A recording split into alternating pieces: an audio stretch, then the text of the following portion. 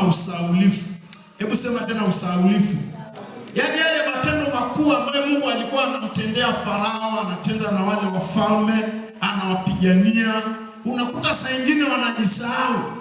Alafu akishajisahau wanapigwa na kitu kinachoitwa roho ya uzito. Sema tena roho ya uzito. Na hii roho ndio sasa hivi shetani anajaribu kupambana na nini? Na watu wa Mungu. Hebu sema watu wa Mungu. Lakini haina nafasi kwako kwa sababu dawa ya roho ya uzito ni maombi. Hebu mwambie nako dawa ya uzito, dawa yake ni maombi. Nani amenielewa kitu ninachozungumza? Yaani ukitaka kupambana na uzito, fanyaje? Omba, kwa sababu maombi inashughulikia uzito, inashughulikia pia na usingizi wa nini? Usingizi wa kiroho. Sema usingizi wa kiroho. Soma katika kitabu cha Mwanzo 28 mstari wa 16. Kuna vitu inatakiwa ushughulike navyo. Kuna uzito wa ufahamu, kuna uzito wa nafsi, kuna uzito wa mwili. Vitu vingapi? Ndio kitu naja. Sema tena uzito wa ufahamu. Uzito wa ufahamu ni kitu ambacho silaha ambayo shetani anatumia kwa ajili ya kuzuia watu wasipokee makusudi ya nini? Makusudi ya Mungu. Sema tena silaha ya kupambana na ufahamu. Sema giza. Sema amina. Hebu soma hiyo kilo andiko alafu nikamkaribishe mchungaji. Anasemaje? Yakobo akaamka katika nini jamani? Hebu tuseme wote usingizi. Hebu mwambie jirani yako amka katika usingizi. Yeye nani ndio tudo mwenye viatu ndio. Sema basi kwa sauti amka katika usingizi. Piga kelele, sema amina kwa jina la Yesu. Unajua kwa nini anasema usingizi? Kwanza alitoka kwenye vita ya ndugu yake, vita ya Esau. Si ndio Wakati Esau wakati Yakobo anamuibia Esau baraka yake ya uzaliwa wa kwanza, Biblia inasema alikimbia akiwa ana hofu. Lakini ndani ya moyo wake kulikuwa kuna kitu kimetanda. Na kile kitu kilichotanda ilileta usingizi ndani ya Yakobo. Sema amina. Sasa wakati anaenda amepumzika mahali, Biblia inasema akatokewa na maono. Sema tena maono. Mwambie jirani yako maono.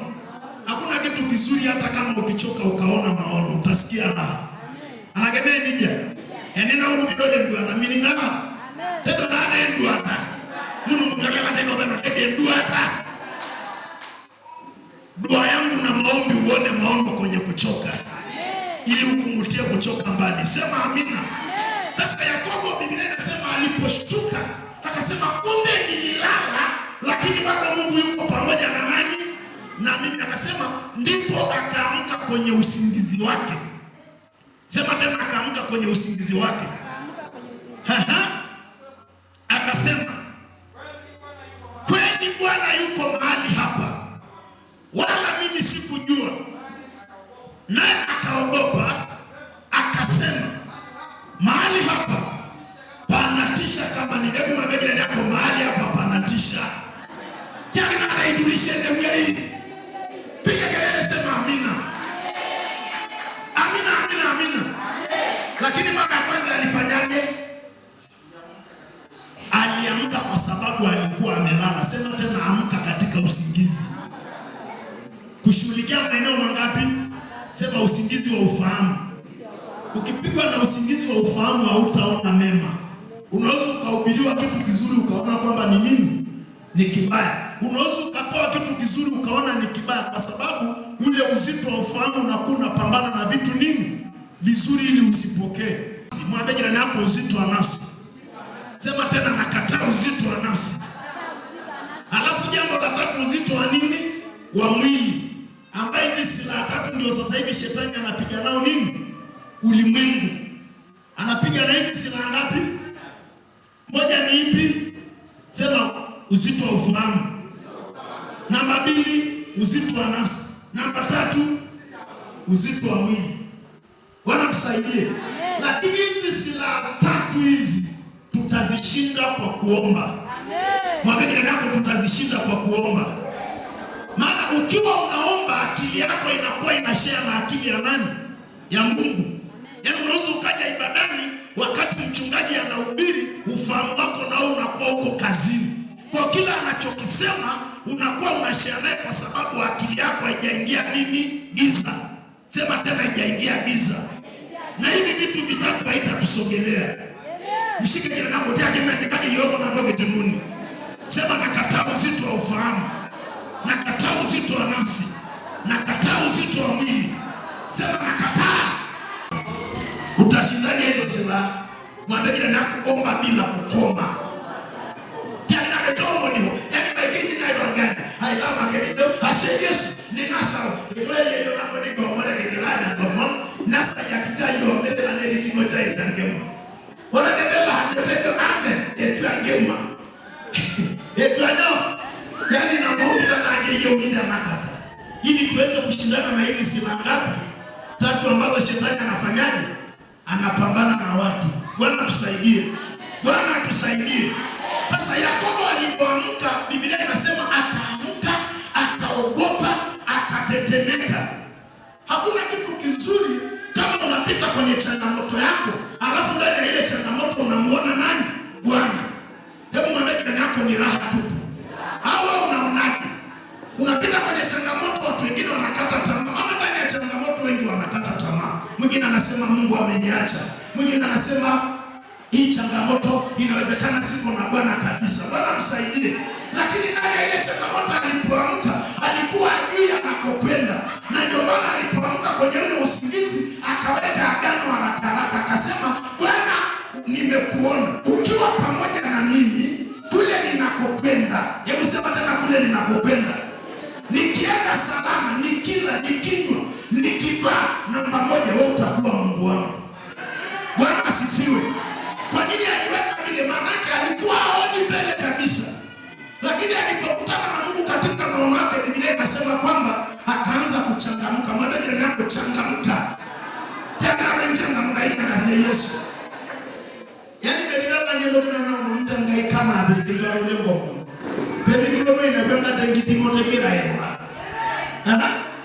Au yuko habari ya wale watano wapumbavu na wale wenye busara. Si unawajua? Wale watano wenye busara walichangamka. Wale watano ambao hawana busara walifanyaje? Si walilala. Alafu Bwana akafanyaje? Akaja katikati usiku wa manane. Alafu watu wale ndio wanaamka. Ngoto manini kio mumtojo kenkitila na ndio ki anaanza ke manwada baiki. Au marulolo amene. Kaina nale kumekulo amene na ndio baho mata.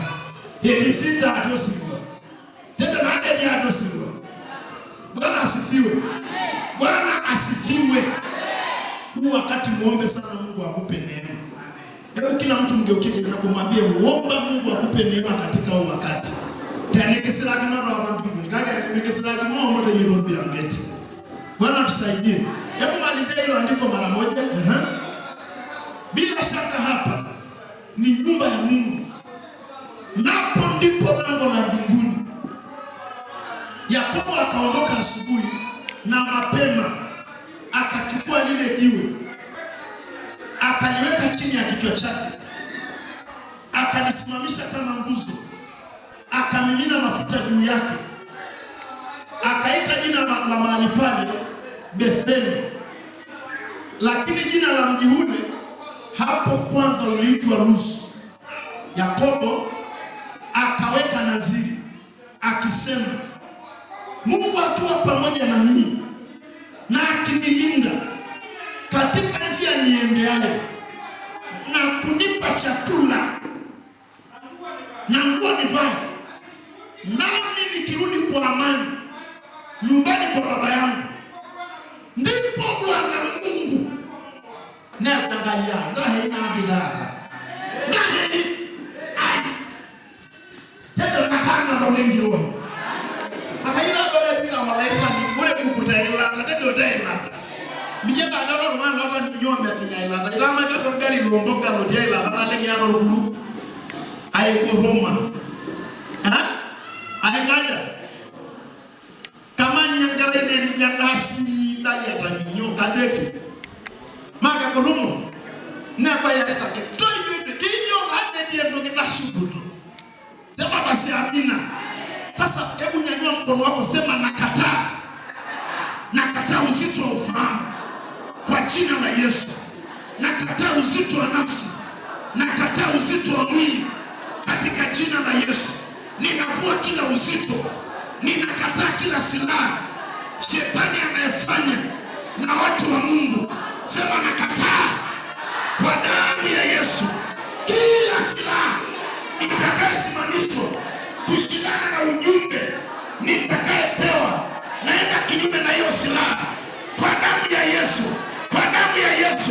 Shika ufahamu wako, tabiria, tamka mawili matatu wakati mchungaji anakuja.